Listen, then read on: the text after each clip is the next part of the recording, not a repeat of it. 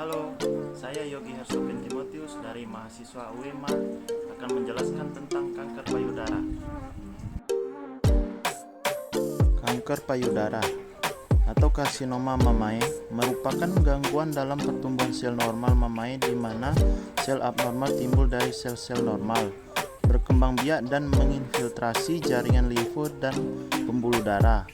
Pertumbuhan yang tidak normal dari sel-sel jaringan tubuh yang berubah menjadi ganas. Etiologi kanker payudara bisa yang pertama lingkungan, kedua genetik. Kalau lingkungan contohnya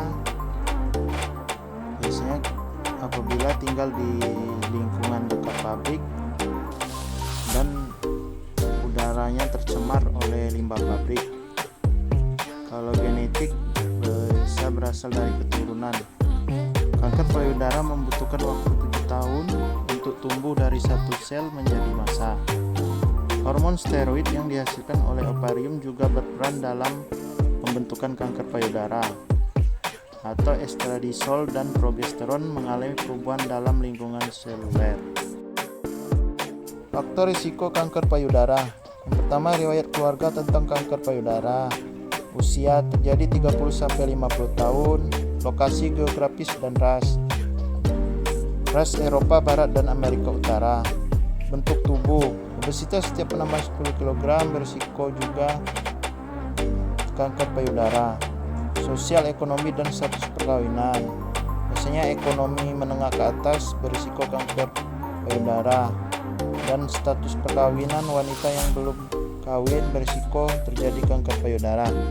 Paparan radiasi bermanifestasi setelah usia 30 tahun, periode laten minimum 10-15 tahun.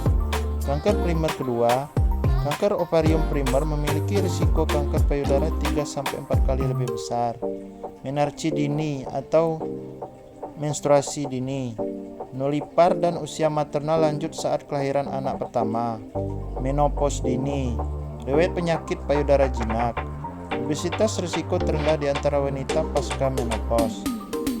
Kontrasepsi oral lebih dari 7 tahun, terapi pergantian hormon, dan konsumsi alkohol. Selanjutnya manifestasi klinis. Biasanya payudara terasa nyeri. Setelah diraba terdapat benjolan pada payudara.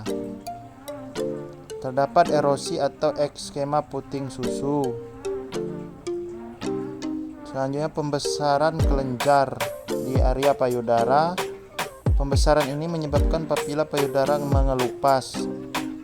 Setelahnya keluar cairan abnormal seperti nanah atau cairan keputihan yang tidak keluar biasanya. Tipe kanker payudara. 1. Karsinoma duktal menginfiltrasi. Kanker ini terasa jelas sangat keras saat dipalpasi. Biasanya kanker ini bermanifestasi ke nodul aksila. 2. Karsinoma lubular menginfiltrasi. Tipe kanker ini dapat terjadi penebalan di salah satu area atau kedua area payudara. Karsinoma duktal biasanya menyebar ke tulang, paru, hepar atau otak. Sementara karsinoma lonular biasanya bermetastasis ke permukaan meningeal atau tempat-tempat tidak lazim lainnya. 3. Karsinoma nodular atau medular. Ini tubuh di dalam kapsul dalam tubuh. Tipe tumor ini dapat menjadi besar tapi meluas dengan lambat. 4. Kanker musinus. Penghasil lendir tumbuh dengan lambat, mempunyai prognosis yang lebih baik. 5. Kanker duktal tubular. Bermetastasis ke aksilaris secara histologi tidak lazim, maka prognosisnya sangat baik. 6. Karsinoma inflamatori. Tumor setempat ini terasa nyeri, tekan, dan sangat nyeri. Payudara secara abnormal keras dan membesar. Kulit di atas tumor ini merah dan agak kehitaman. Sering terjadi edema, retraksi puting susu. Penyakit menyebar dengan cepat pada bagian tubuh lainnya. Selanjutnya komplikasi. Dapat bermetastase pada hati, saluran limfe atau limfogen, ke paru-paru, dan juga tulang. Apabila tidak cepat ditangani, bisa menyebar ke organ-organ tersebut. Penata laksanaan. Yang pertama, terapi medis. Mastektomi adalah operasi pengangkatan payudara. Ada 3 jenis mastektomi antara lain modified radical mastektomi, yaitu operasi pengangkatan seluruh payudara, jaringan payudara di tulang dada, tulang selangkangan, dan tulang iga, serta benjolan di sekitar ketiak. 2. Total atau simple mastektomi, yaitu pengangkatan di seluruh payudara saja, tetapi bukan kelenjar ketiak. 3. Radical mastektomi, yaitu operasi pengangkatan sebagian dari payudara, biasanya disebut lumpektomi, yaitu pengangkatan hanya pada bagian yang mengandung sel kanker, bukan seluruh payudara. Kedua, terapi non medis, bisa lintas metabolisme, aktivitas osteoklas, dan resorpsi tulang yang sering digunakan untuk melawan osteoporosis yang diinduksi oleh ovarian suppression, hiperklamsia, dan kelainan metabolisme tulang, menunjukkan efektivitas untuk menurunkan metastasis sel kanker payudara menuju tulang. Kedua, radiasi. 3. Kemoterapi. 4. Terapi antiestrogen. Kelima, terapi selanjutnya untuk pengobatan stadium 1 untuk kanker payudara, pengobatannya dilakukan operasi dan kemoterapi. Untuk stadium 2, pengobatannya bisa operasi dilanjutkan dengan kemoterapi dan hormonal.